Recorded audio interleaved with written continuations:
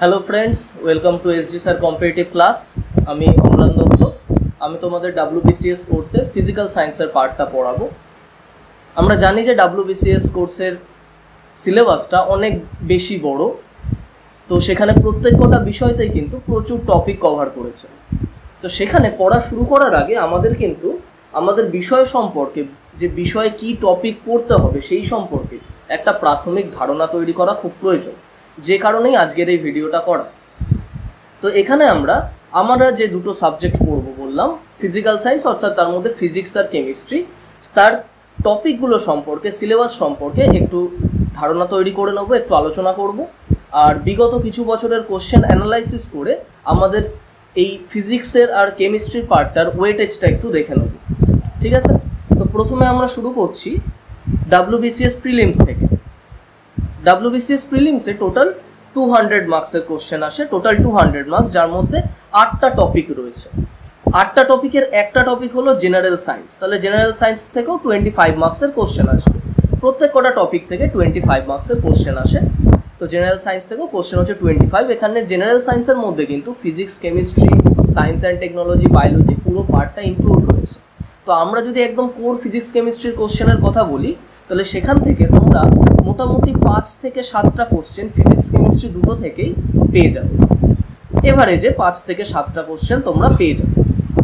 তা এখানে আমাদের 200 মার্কসের এক্সামে ফিজিক্স কেমিস্ট্রির ওয়েটেজ হচ্ছে এতটা। কিন্তু যখন আমরা WBCS মেন্সে চলে যাব, WBCS মেন্সে যে কম্পালসারি পেপার রয়েছে, টোটাল কম্পালসারি পেপার হচ্ছে 6টা। টোটাল কম্পালসারি পেপার WBCS মেন্সের 6টা, প্রত্যেক কটা 200 মার্কসের। তার মধ্যে কম্পালসারি পেপার 4 যেটাকে জেনারেল স্টাডিজ 2 বলা হচ্ছে, সেটার মধ্যে কি কি টপিক রয়েছে দেখো: science and technology, environment, general knowledge, current affairs. তো সেখানে সায়েন্স অ্যান্ড টেকনোলজি আর এনভায়রনমেন্টের মধ্যে ফিজিক্স কেমিস্ট্রির যে পার্টটা রয়েছে, সেই পার্টের ওয়েটেজটা তোমরা রিসেন্ট কিছু ইয়ারের কোশ্চেন থেকে বুঝতে পারবে। যেমন এখানটা 2019-এর জন্য লেখা রয়েছে ফিজিক্স থেকে 15 মার্কসের কোশ্চেন, মানে 15টা কোশ্চেন। তারপরে 22+ কোশ্চেন, 25+ কোশ্চেন 2017-এ। সেখানে কেমিস্ট্রিতে ওয়েটেজটা আরও বেশি রিসেন্ট কিছু ইয়ারের ক্ষেত্রে। 27 মার্কস প্লাস কোশ্চেন এসছে 2019-এ, কিন্তু 2018 আর 17-তে 42+ কোশ্চেন, 45+ কোশ্চেন্স এসছে। 2016টা এখানে ইনক্লুড করা হয়নি। 2016-এ তোমরা দেখতে ফিজিক্সের ওয়েটেজটা আরও অনেক বেশি ছিল। 2016-এ ফিজিক্স থেকে প্রায় 36+ কোশ্চেন্স ছিল। তো সেটা কিন্তু ইয়ার হিসাবে ভ্যারি করতে পারে কম বেশি। কিন্তু আমরা যদি পুরোপুরিভাবে বেসিক ফিজিক্স কেমিস্ট্রির কোশ্চেনের কথা বলি, তাহলে তোমরা মোটামুটি প্রত্যেক ইয়ারে 70+ মতো কোশ্চেন্স পেয়ে যাবে, ঠিক আছে? 60 to 70+ কোশ্চেন তোমরা পেয়ে যাবে। এখানটা খালি পুরো কোর ফিজিক্স কেমিস্ট্রিটা লেখা হয়েছে, সেখানটা সায়েন্স অ্যান্ড টেকনোলজিরও কিছু কোশ্চেন থাকবে। তো টোটাল মিলিয়ে তোমরা সায়েন্সের পার্ট থেকে, ফিজিক্যাল সায়েন্সের পার্ট থেকে 70+ মতো কোশ্চেন্স পেয়ে যাচ্ছ, 60 to 70+। এখন বিষয়টা হচ্ছে, যেহেতু এই টপিকটা বিশেষ করে যারা আর্টস ব্যাকগ্রাউন্ড থেকে এসছো তাদের কাছে বেশ টাফ ব্যাপারটা, তো তাই জন্য এই বিষয়টা যদি আমরা একটু ঠিকভাবে পড়তে পারি আর কিছুটা নম্বর যদি এখান থেকে সংগ্রহ করতে পারি, সেটা কিন্তু বাকি সাবজেক্টের ক্ষেত্রে বাকি স্টুডেন্টদের সাথে অনেকটা বেশি পার্থক্য তৈরি করে দেয়। বোঝা গেল কথাটা? তো সেটা কিন্তু আমাদের একটু মাথায় রেখে পড়তে হবে বিষয়টা। এবার আমরা আসছি ফিজিক্সের চ্যাপ্টারগুলোতে। ফিজিক্সের কি টপিক আমরা পড়বো, এখানে টোটাল আমরা টপিকগুলোকে 10টা চ্যাপ্টারে ডিভাইড করেছি। যার ফার্স্টে আসছে ইউনিট অ্যান্ড মেজারমেন্টের চ্যাপ্টার, ফোর্স অ্যান্ড মোশনের চ্যাপ্টার। ফোর্স অ্যান্ড মোশন যেটা খুব ইম্পর্টেন্ট, ফোর্স অ্যান্ড মোশন চ্যাপ্টারটা মেকানিক্সের হচ্ছে। মেকানিক্সের force and motion, work energy, power, gravitation, প্রত্যেক কটা এই 3টে পার্টই খুব ইম্পর্টেন্ট, কারণ এটা কিন্তু নিউমেরিক্যালস টাইপ কোশ্চেনের জন্য ইম্পর্টেন্ট, নিউমেরিক্যালসের জন্য। তারপরে কি কি আসছে, জেনারেল প্রপার্টিস আসছে ম্যাটারের, যেখানে আমরা সলিড, লিকুইড এই সব কিছুর প্রপার্টিগুলো পড়বো, যেটার মধ্যে ফ্লুইড মেকানিক্সের পার্টটা পুরোটা রয়েছে, হাইড্রোস্ট্যাটিক্স রয়েছে, প্রপার্টিস অফ সলিড রয়েছে, পুরো পার্টটাই কিন্তু আমরা প্রপার্টিস অফ ম্যাটারে পড়বো। তো সেটা অনেকটা বড় হবে চ্যাপ্টারটা। তারপরে রয়েছে হিট অ্যান্ড টেম্পারেচার, লাইট আর ওয়েভ যেটা, ওয়েভ মানে এখানটা সাউন্ডের পার্টটাও এটার মধ্যেই থাকবে। তো এই দুটো পার্টই কিন্তু কনসেপচুয়াল, লাইট আর সাউন্ডের পার্টটা, এখান থেকে অনেক কিছু মুখস্থ করতে হবে প্রপার্টিগুলো। লাইটের পার্টের মধ্যে আমরা বাকি ইলেকট্রোম্যাগনেটিক ওয়েভসগুলোও পড়বো, তাদের প্রপার্টিগুলো। ইলেকট্রোম্যাগনেটিক ওয়েভ,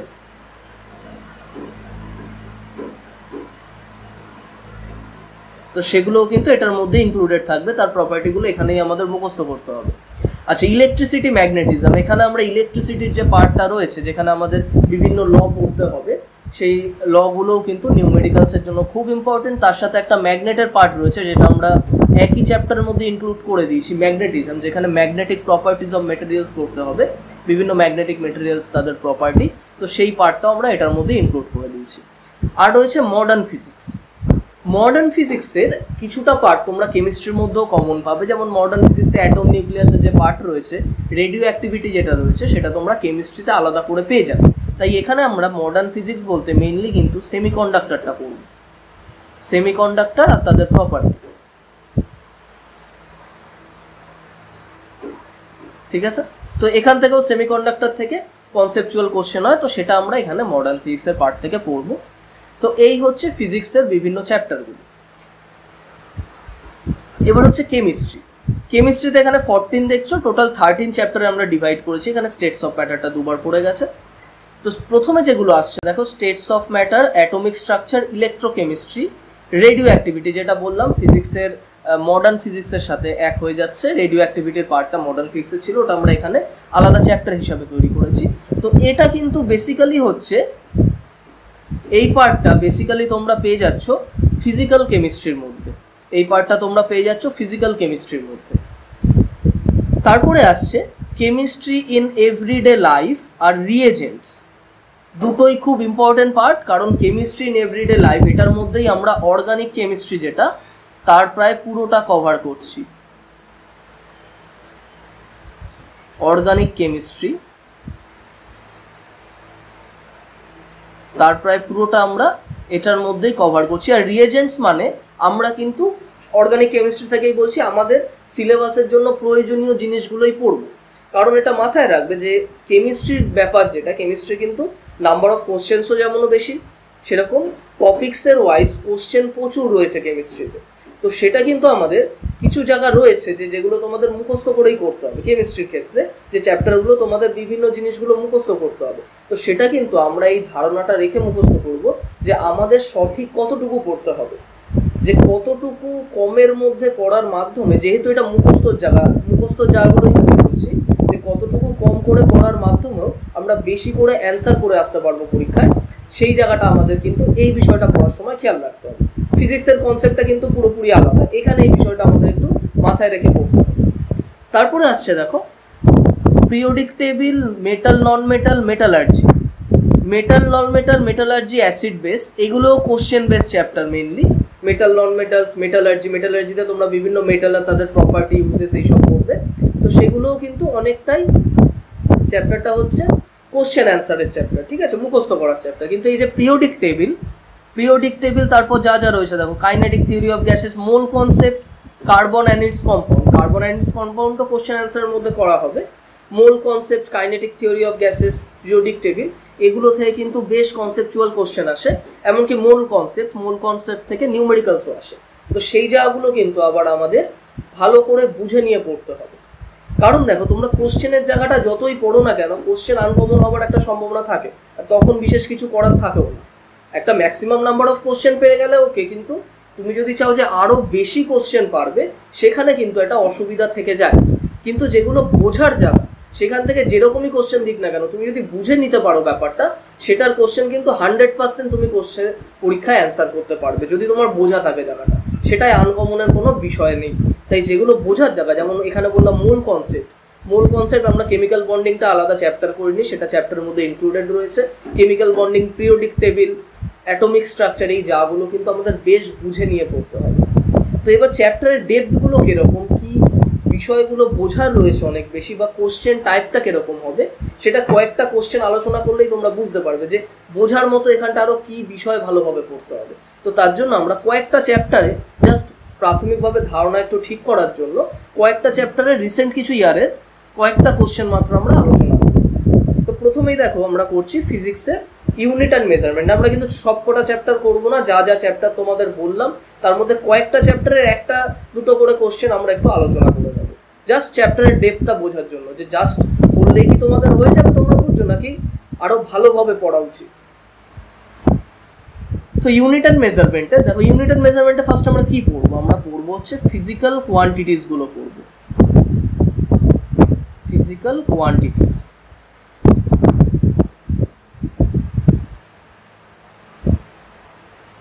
সেখান থেকে ধরো ভেক্টর কোয়ান্টিটি রয়েছে, স্কেলার কোয়ান্টিটি রয়েছে, সেগুলো আমাদের পড়তে হবে। ইউনিটস রয়েছে সিজিএস আর এসআই সিস্টেমে, এসআই অ্যান্ড সিজিএস সিস্টেমে।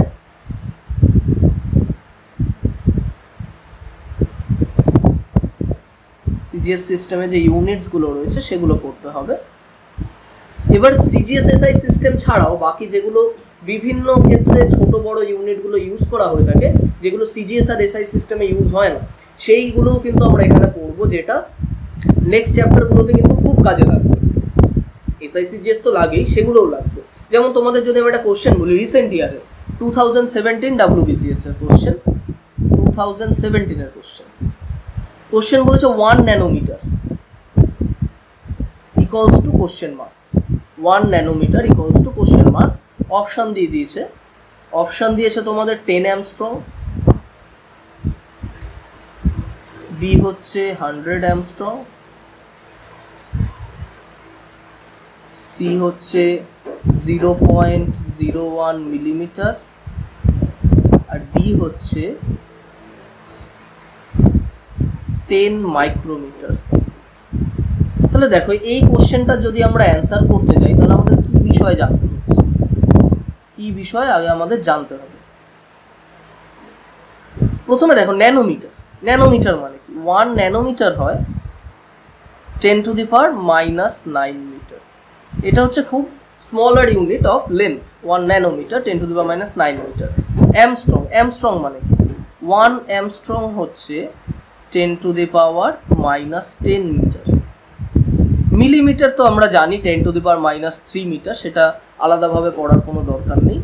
আর 1 মাইক্রোমিটার হচ্ছে 10⁻⁻6 মিটার।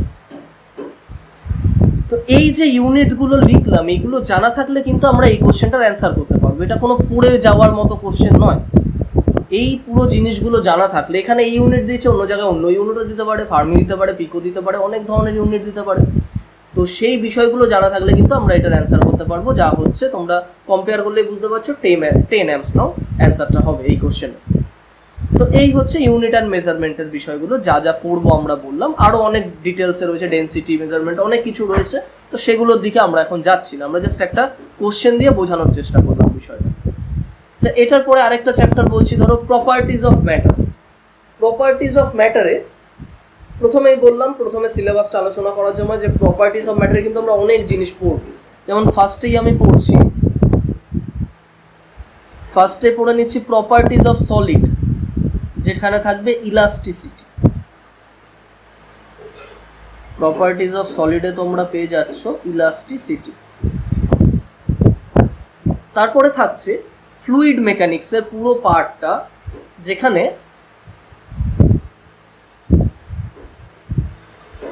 ফ্লুইড মেকানিক্সের পুরো পার্টটা এখানে পাচ্ছ, যেখানে অনেকগুলো টপিক আসছে। প্রথমে যদি আমরা ধরো টপিক বলি, বুয়ান্সি মানে প্লবতা। নেক্সট টপিক হচ্ছে আর্কিমিডিস প্রিন্সিপাল, সেখান থেকেই আসছে। আর্কিমিডিস প্রিন্সিপাল থেকে কিন্তু নিউমেরিক্যালস আসার সম্ভাবনা খুব বেশি থাকে। তাহলে আর্কিমিডিস প্রিন্সিপাল,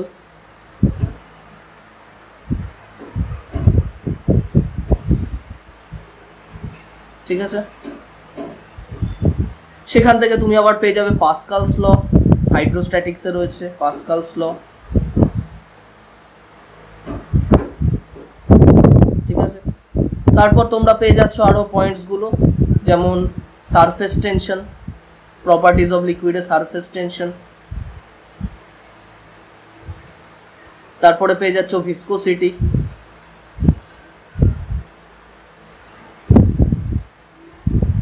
তো আরো অনেক টপিক, এরকম ছোটভাবে বলতে থাকলে আরো অনেক টপিক চলে আসবে।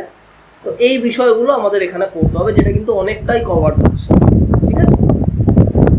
এখান থেকে যদি আমি রিসেন্ট 2017-এরই একটা কোশ্চেন বলি, তাহলে কোশ্চেনটা জিজ্ঞেস করেছে, the contact angle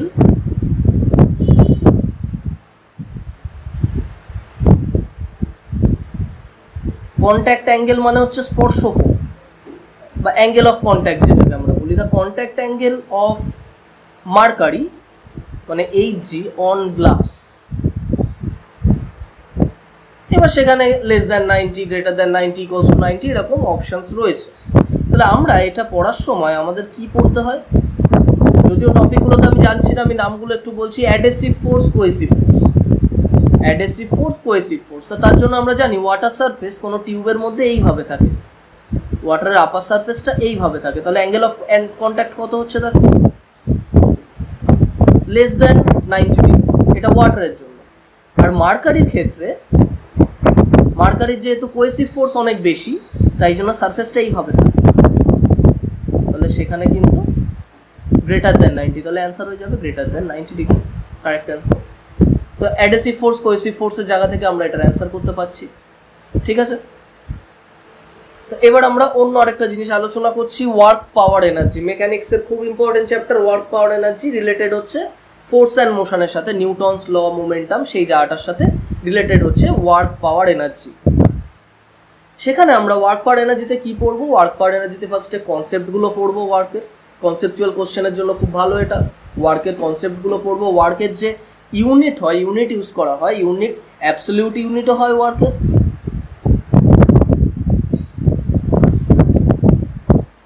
absolute units হয়, আবার গ্র্যাভিটেশনাল ইউনিটও হয়।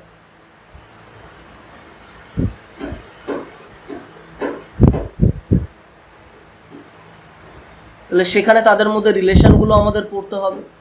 পাওয়ারেরও সেম, পাওয়ারেরও SI/CGS বাদেও অন্য ইউনিট ইউজ করা হয়, সেই জায়গাগুলো আমাদের পড়তে হবে, তাদের মধ্যে রিলেশনগুলো খুব ইম্পর্টেন্ট। এনার্জি, এনার্জির ক্ষেত্রে বিশেষ করে মেকানিক্যাল এনার্জির পার্টটা, মেকানিক্যাল এনার্জি অর্থাৎ kinetic energy and potential energy, এই জায়গাটা আমাদের ভালো করে পড়তে হবে। এর সাথে রিলেশনগুলো, অর্থাৎ এর সাথে মোমেন্টামের রিলেশন, সেটা ফোর্স অ্যান্ড মোশন চ্যাপ্টার পড়ার সময় আমরা যে টার্মগুলো পড়বো সেগুলো এখানটায় আসবে, তাদের সাথে এগুলো রিলেশনগুলো আমাদের পড়তে হবে। তো এটার যদি আমি একটা কোশ্চেন বলি, কোশ্চেনে দিয়েছে যে, এটাও WBCS এর কোশ্চেন, কোশ্চেনে 4টে পার্টিকলস দিয়ে দিয়েছে। একটা হচ্ছে প্রোটন,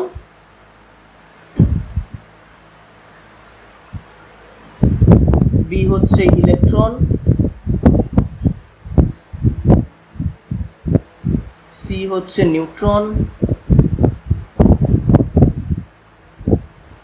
আর ডি হচ্ছে আমাদের আলফা দিয়েছে।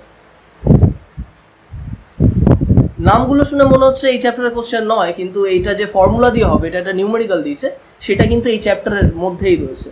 কোশ্চেনটা বলেছে যে কাইনেটিক এনার্জি সব কটা পার্টিকেলের ইকুয়াল, তাহলে কার মোমেন্টাম বেশি, মোমেন্টাম ম্যাক্সিমাম কার হবে, এই হচ্ছে কোশ্চেন। তার জন্য কিন্তু আমাদের কাইনেটিক এনার্জি আর মোমেন্টামের মধ্যে রিলেশনটা জানা খুব দরকার। সেটা কি, মোমেন্টাম ইকুয়ালস টু √2mE, ই হচ্ছে কাইনেটিক এনার্জি, পি হচ্ছে মোমেন্টাম। এবার মাসও জানতে হবে এই 4টে পার্টিকেলের, সেটা অবশ্যই আমরা এই চ্যাপ্টারে পড়বো না, সেটা আলাদা চ্যাপ্টারে। যেমন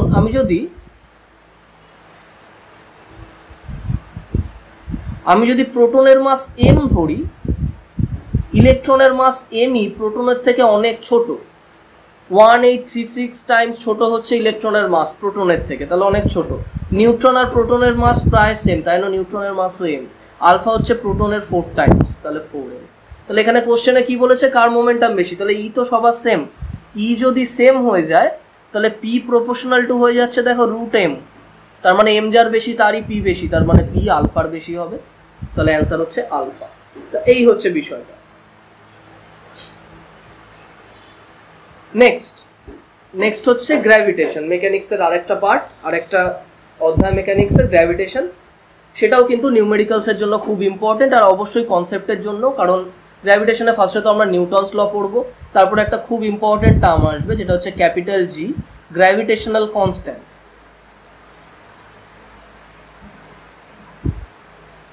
গ্র্যাভিটেশনাল কনস্ট্যান্ট খুব ইম্পর্টেন্ট টার্ম, তার ইউনিট, তার ভ্যালু, সেটা কিসের ওপর ইউনিট ভ্যালু আমাদের স্মল জি ক্যাপিটাল জি এর ওপর কীভাবে ডিপেন্ড করে? স্মল জি মানে হচ্ছে গ্র্যাভিটেশনাল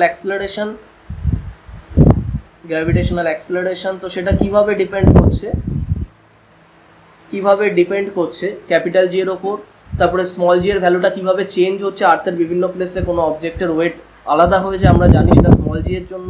তো স্মল জির ভ্যালু কিভাবে চেঞ্জ হচ্ছে, এই সব বিষয়গুলো কিন্তু আমাদের এখানে পড়তে হবে। আর এটা নিউমেরিক্যালসের জন্য কিন্তু খুব ইম্পর্টেন্ট, যেহেতু মেকানিক্সের পার্ট, মেকানিক্সের সবকটা পার্টই নিউমেরিক্যালসের জন্য important.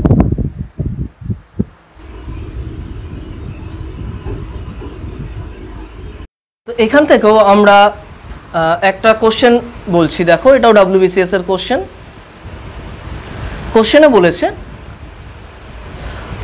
if capital R shrink by 1%, if capital R মানে হচ্ছে যেটা যদি আর্থ বলা হয় বা অন্য কোনো প্ল্যানেট বলা হয় তার রেডিয়াসটা হচ্ছে ক্যাপিটাল আর। তো if capital R shrink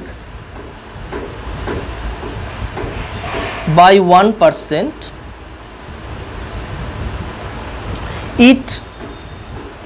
its mass remaining same,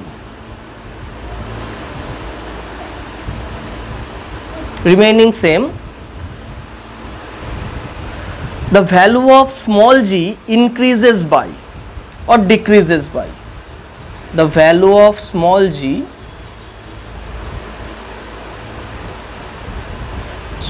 মানে হচ্ছে গ্র্যাভিটেশনাল অ্যাক্সেলারেশন। তাহলে যদি ক্যাপিটাল আর 1% ডিক্রিজ করে তাহলে স্মল জি কিভাবে চেঞ্জ হবে, এটা হচ্ছে কোশ্চেন।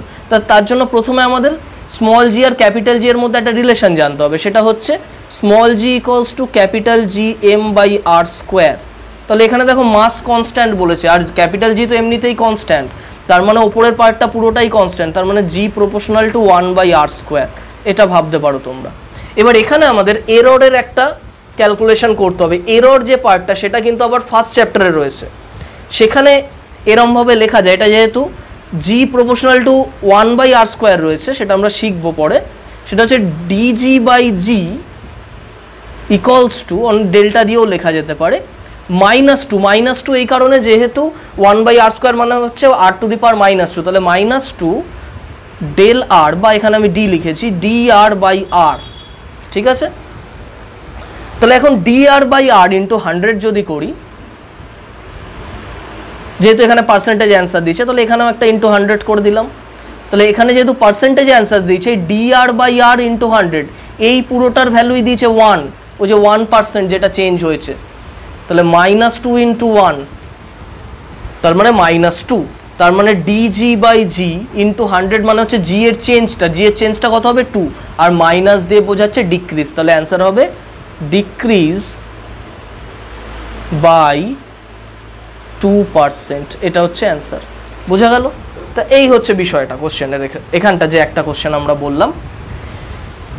তো মেকানিক্সের সবকটা পার্টই কিন্তু এই নিউমেরিক্যালসের জন্য কিন্তু ইম্পর্টেন্ট। আর নিউমেরিক্যালস করার বা মেকানিক্সের পার্টগুলো বুঝে করার, বা ফিজিক্সের পুরো পার্টটারই কথা বলছি, সেগুলো বুঝে করার আরেকটা সুবিধা হচ্ছে যে যেখানে কোশ্চেনে তোমাদের অসুবিধা হতে পারে কিছু, কোশ্চেনে যতই পড়ে যাও, পুরো কোশ্চেন কখনো অ্যাটেন্ড করা খুবই টাফ হয়ে যায়, ঠিক আছে।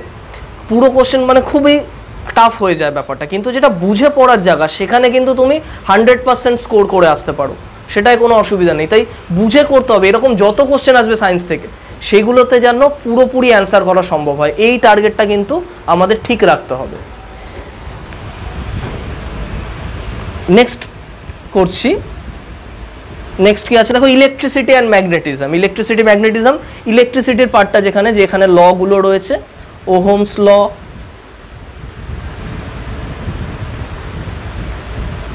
Joules law,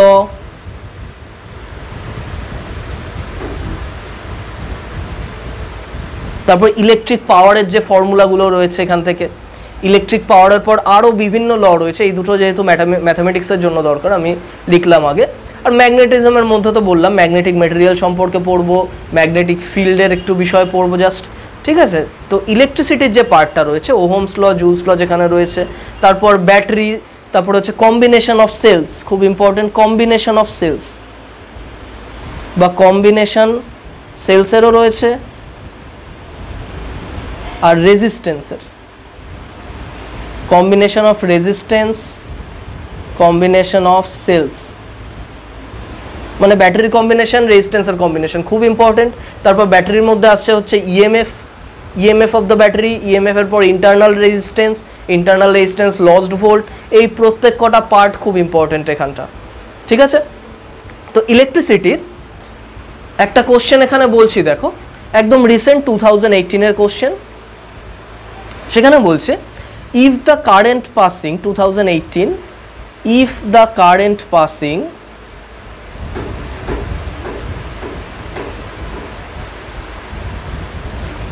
through a resistance, passing through a resistance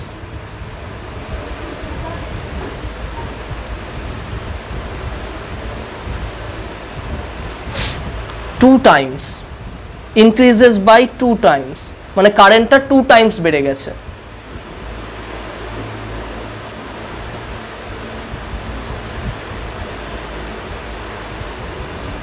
The heat generated will increase by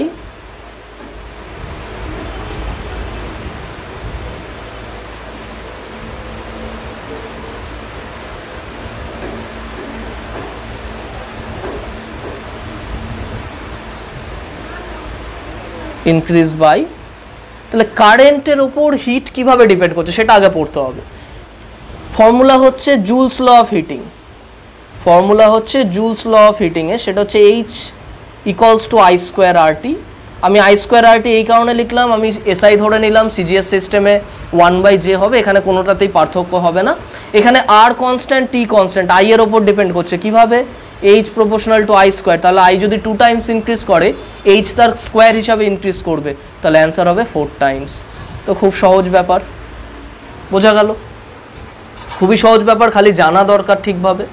আবার এই কোশ্চেনটায় যদি একটু টুইস্ট করে দেয় তাহলে কিন্তু অনেকের প্রবলেম পড়ে যায়। যখন ধরো I আর T কনস্ট্যান্ট, তুমি করছো H প্রপোর্শনাল টু R, এবার কোশ্চেনে I কনস্ট্যান্ট ডিরেক্ট বলে দেন, অনেক সময় ভিও কনস্ট্যান্ট হয়, সেটা কোশ্চেন পড়ে বুঝে নিতে হয়। যদি ভি কনস্ট্যান্ট থাকে তখন তোমার ফর্মুলাটাই চেঞ্জ হয়ে যাবে, তখন তোমার ফর্মুলা হবে H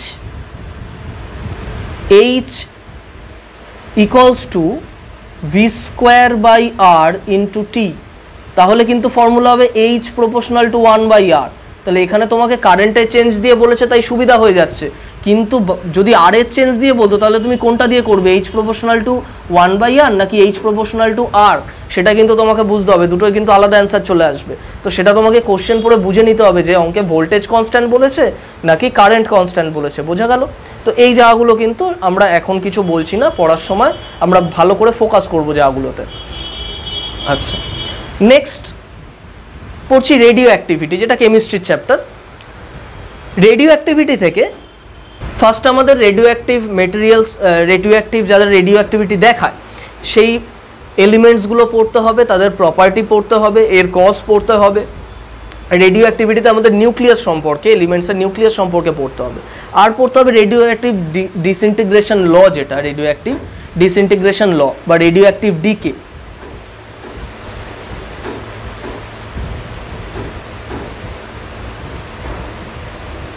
রেডিও অ্যাক্টিভ ডিকে সম্পর্কে পড়তে হবে।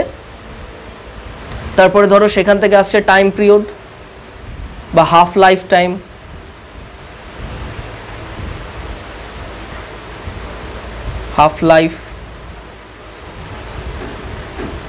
আরও বিভিন্ন বিষয়গুলো আসবে, অ্যাক্টিভিটি আসবে, ঠিক আছে, বিভিন্ন বিষয়গুলো এখান থেকে আসতে থাকবে। তারপরে রেডিও অ্যাক্টিভিটির যে আমাদের ইউনিটগুলো ইউজ করা হয় সেই ইউনিটগুলো, তাদের মধ্যে রিলেশন, মানে কুড়ি বেকারেল যা যা রয়েছে, ডিপিএস, তাদের মধ্যে রিলেশন, সেই বিষয়গুলো পড়তে হবে। নিউক্লিয় রিঅ্যাক্টরের একটা পার্ট রয়েছে, সেই পার্টটাও আমাদের পড়তে হবে। এই বিভিন্ন বিষয়গুলো এখান থেকে রয়েছে। কিন্তু এই যে radioactive decay, half life, এই জায়গাগুলো কিন্তু নিউমেরিক্যালসের জন্য খুব ইম্পর্টেন্ট। যেমন তোমাদের 2016 এই রেডিও অ্যাক্টিভিটি থেকে একটা কোশ্চেন দিয়েছিল নিউমেরিক্যালসের। কোশ্চেনটা বলছে radioactive decay process, radioactive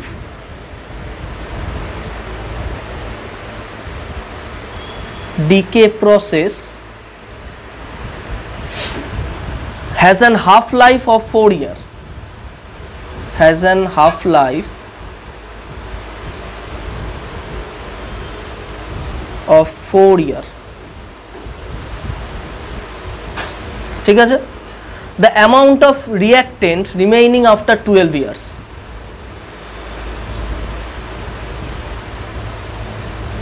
the amount of reactants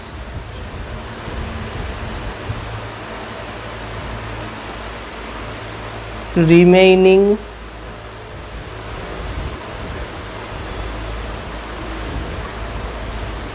after 12 years is, দেখো তো এখানটা এটা রেডিও অ্যাক্টিভ ডিসইন্টিগ্রেশন ল যেটা, সেখান থেকে আমাদের অ্যান্সার করতে হবে। লটা হচ্ছে যে n equals to n not have to the power n। এই লটার অনেকভাবে লেখা যায়, আমরা এইভাবে লিখছি কারণ এটা দিয়ে আমাদের অঙ্কটা করতে সুবিধা হয়। সেখানে n হচ্ছে এখন যতটা রয়েছে, n নট হচ্ছে প্রাথমিক অবস্থায় যতটা ছিল। আমাদের বার করতে দিয়েছে nটা n নটের কত টাইম, সেটাই বার করতে দিয়েছে, কতটা পড়ে রয়েছে। তাহলে সেটার অ্যান্সার কি হবে, দেখো n নট স্মল n মানে হচ্ছে small t by capital T. Small t মানে হচ্ছে তোমাদের যে টাইম দিয়েছে, ক্যাপিটাল টি মানে হচ্ছে হাফ লাইফ। স্মল টি তোমাদের দিয়েছে 12 আর ক্যাপিটাল টি দিয়েছে 4, তাহলে n এর ভ্যালু এর হলো 3। তাহলে হাফ টু দি পাওয়ার 3 কত হবে, 1/8। তাহলে অ্যান্সার হবে 1/8 টাইমস। বোঝা গেল? এখানটাই যদি আবার বলতো কতটা ডিকে হয়ে গেছে, তাহলে তোমাদের অ্যান্সার হতো 1 - 1/8, 7/8। টোটালটা 1 ধরে করছি আমরা, 1 - 1/8, 7/8। তো এখানে বিষয়গুলো বুঝতে হবে, এখানে অ্যান্সারগুলো যে কি চাওয়া হচ্ছে, কি ফর্মুলা ইউজ করব। আর একটা বিষয়, এই ধরনের কোশ্চেন কিন্তু তোমরা কখনোই কোনো বই থেকেই ডিরেক্টলি হুবহু মুখস্থ করবে না, নিজে না করে হুবহু পড়ার চেষ্টা করবে না। অনেক বইতে কিন্তু নিউমেরিক্যালসের কোশ্চেন বিশেষ করে প্রচুর ভুল দেওয়া থাকে, ঠিক আছে। নেক্সট বলছি মোল কনসেপ্ট, খুব ইম্পর্টেন্ট চ্যাপ্টার আর খুব বেসিক চ্যাপ্টার, কারণ এখান থেকে যে ধারণাগুলো আমরা পাবো সেটা কিন্তু কেমিস্ট্রির একদমই বেসিক, সেটা অনেক বেশি কাজে লাগবে। যেমন মোলের ধারণাটা পাবো আমরা, মোলার ভলিউম জানতে পারবো এখান থেকে, মোলস, মোলার ভলিউম, তবে গ্রাম অ্যাটম, গ্রাম মলিকিউল, এই সব বিষয়গুলো কিন্তু আমরা এখান থেকে জানতে পারবো। মোল, মোলার ভলিউম,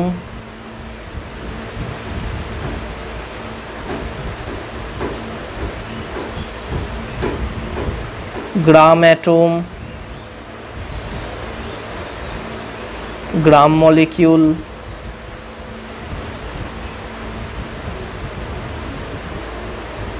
তারপর Avogadro's number, volume, etcetera etcetera অনেক কিছু জানতে পারবো, ঠিক আছে। আর যেগুলো কিন্তু খুবই বেসিক, যেগুলো একদম জানা দরকার প্রাথমিকভাবে কেমিস্ট্রির ক্ষেত্রে, তাহলে পড়তে খুব সুবিধা হয়ে যায়। যারা সায়েন্স ব্যাকগ্রাউন্ড থেকে আসছো তারা জানো বেসিক ধারণাটা প্রয়োজন, কিন্তু যারা আর্টসের থেকে আসছো তারা কিন্তু এই ধারণাগুলো আগে ঠিক করবে, আগেই প্রথমে কোশ্চেনের দিকে যাবে না, তাহলে বরাবর পরীক্ষার শেষ দিন পর্যন্ত কোশ্চেন টাফ হয়ে থাকবে। আগে ধারণাগুলো ঠিক করবে, একটা ধারণা খুব দরকার, তারপরে তোমরা কোশ্চেনের দিকে যাবে, ঠিক আছে। তো এখান থেকে যদি আমি একটা কোশ্চেন বলি, দেখো তোমাদের WBCSE কোশ্চেন, যত সম্ভব 2017-এর কোশ্চেন এটা। তো সেখানটা বলছে যে 44 গ্রাম of CO2 occupies